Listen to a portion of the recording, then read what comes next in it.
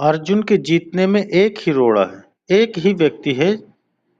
माधव को लगता है कि ये शक्तिशाली है, से मेरा भाई युद्ध हार सकता है।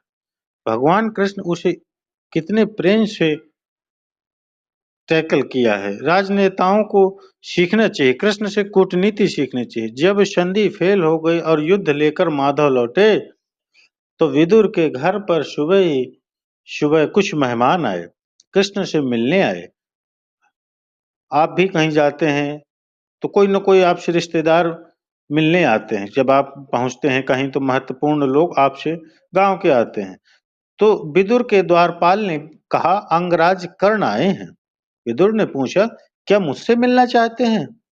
उनसे कहिए राज्यसभा से मिले, अब मैं अपने अतिथि के साथ व्यस्त हूँ। अतिथि भी कौन? माखन चोर।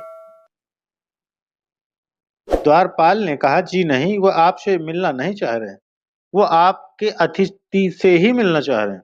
कृष्ण ने कहा, उन्हें आदर पूर्वक अंदर लेकर के आओ। कर्ण आए, कर्ण ने प्रणाम किया। युद्ध में दुर्योधन की पराजय हुई हो या कुछ भी हुई हो, महाभारत के जिन चरित्रों में से एक चरित्रों में मैं अंदर तक फिदा हूं, उसमें एक कर्ण भी है। क्या अद्भुत योद्धा है। कृष्ण मुस्कुराए। कर्ण के चेहरे पर दुख और पश्चाताप का भाव था।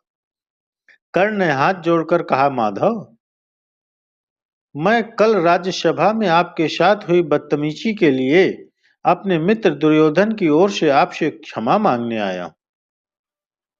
भगवान ने कहा, ईश्वर तुम जैसा मित्र सबको दे, जो इतने बड़े अपराध के बाद भी क्षमा मांगने के लिए आ जाता है।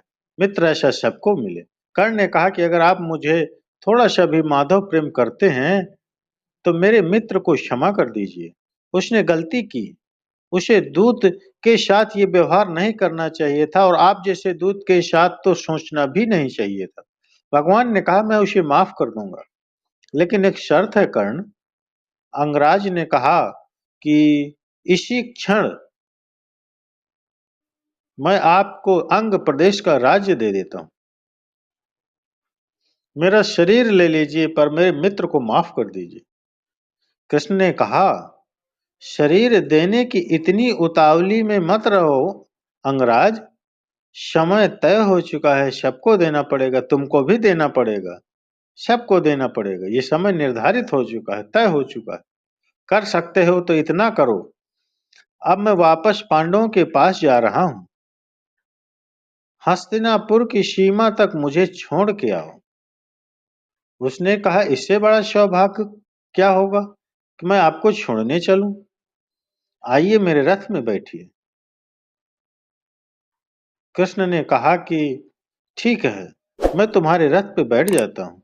आपकी कार में कोई बहुत बड़ा आदमी बैठने लगे तो कभी भी ड्राइवर से गाड़ी मत चलवाना।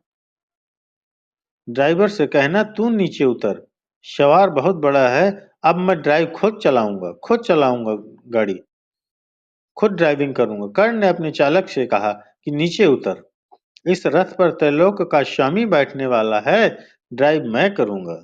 और कर्ण तो ड्राइवर का ही लड़का है, सूत पुत्र है, उसको तो आता ही है रथ चलाना, वो रथ चालक का बेटा है। कर्ण रथ चलाने लगा।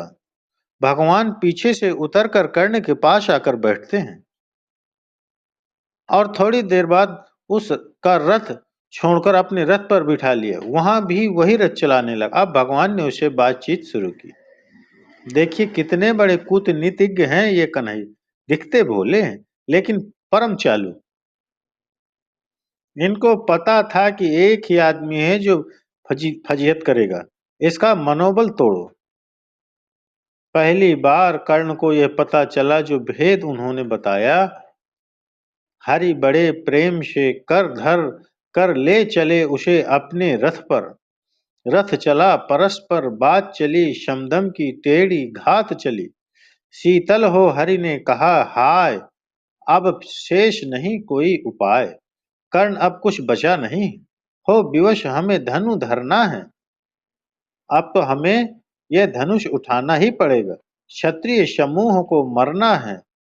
मैंने कितना कुछ कहा नहीं, विषवाण कहाँ तक सहा नहीं, पर दुर्योधन मतवाला है, कुछ नहीं समझने वाला है।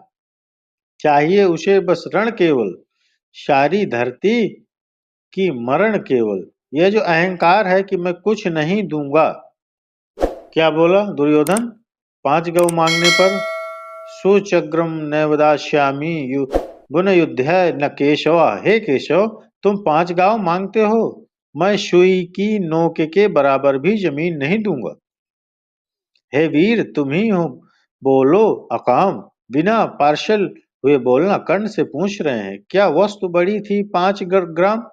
5 गांव ही तो मांगे थे, वह भी कौरों को भारी है, मत गई मूड की मारी है। दुर्योधन को बोधू कैसे, इस रण को अवरोधूं कैसे? सोचो क्या दृश्य विकट होगा, रण में जब काल प्रकट होगा। बाहर सो रित की तप तपार, भीतर विधवाओं की पुकार। निशब्द निशब्द चिल्लाएंगे, बच्चे अनाथ हो जाएंगे।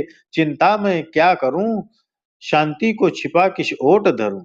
शब राह बंद मेरे जाने, अब पाशा फेंका। पहले तो माहौल बनाया कि तुम सब मरोगे बेटा, तुम भी मरेगा और तेरा यार भी। एक तरीका है बचने का, शब राह बंद मेरे जाने। अहम एक बात है, यदि तू मान ले। देखो कैसे फुसला रहे हैं, कैसे फुसला है। तो शांति नहीं जल सकती है, समरागनी अभी टल सकती है। पा तुझे धन्य है दुर्योधन, तू एकमात्र उसका जीवन। तेरे बल की है आस उसे, तुझसे जय का विश्वास उसे। तू संग में उसका छोड़ेगा, वह क्यों रण से मुंह मोड़ेगा। जब तक तू उसके साथ है वो लड़ाई नहीं छोड़ सकता। बस ऐसा कर, तू इसे छोड़ दे। क्यों? क्या अगठनीय घटना कराल। एक बात बताऊं तुझे कर्ण, एक बड़ी कराल घटना इस खानदान में हो गई है, तुझे पता नहीं है। तू प्रताप पुक्ष का, प्रताप मतलब कुंती, तू कुंती कोख का प्रथम लाल है, तू कुंती का पहला बेटा है। ये पहली बार कर्ण को स्वयं भगवान श्री कृष्ण ने बताया, सबसे पहली बार। अच्छा, ये बात पहले भी बता सकते थे कभी, कर्ण तो रोज मिलता था। जब 14 साल का वनवास था तब बता देते। नहीं, अगर तुरुप का इक्का आ जाए तो शुरू में मत फेंको, बचा के रखो, फाइनल टेबल पर काम आएगा। अब कर्ण को बता रहे हैं कि तू तो कुंती का पुत्र है, कुंती का लड़का है। पनसूत अनादर सहता है, कौरों के दल में रहता है, किस्मत के फेरे में पड़कर का प्रेम सदा बसा दुश्मन के घर। निज बंध मानता है, पर को कहता है शत्रु सहोदर को। पर इसमें दोष न तेरा है, तेरा कोई दोष ही नहीं। अब कहा मान इतना मेरा, अब इतनी मान। चल होकर संग अभी मेरे, जहां 5 भ्राता तेरे, जहां 5 भ्राता तेरे।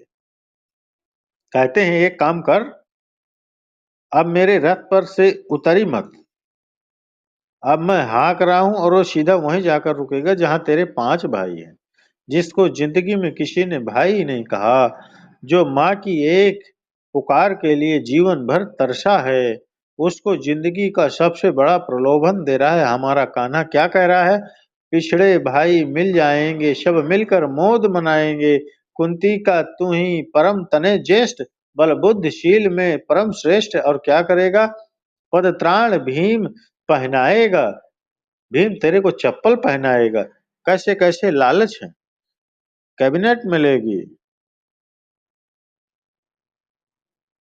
अच्छा पद मिलेगा, और उसमें भी कोई छोटा मोटा मिनिस्ट्री नहीं, सीधा ही प्राइम मिनिस्टर बना दिए जाओगे।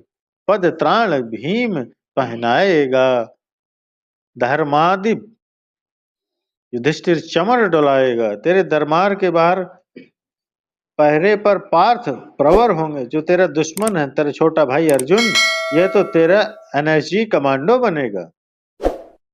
पहरे पर पार्थ प्रहर होंगे, सहदेव नकुल अनुचर होंगे। सब लोग तुझे पहचानेंगे, असली तो स्वरूप को जानेंगे। खोई मणि को जब पाएगी, आखिरी दाव जो मारा है, खोई मणि को जब पाएगी, कुंती फूली न समाएगी।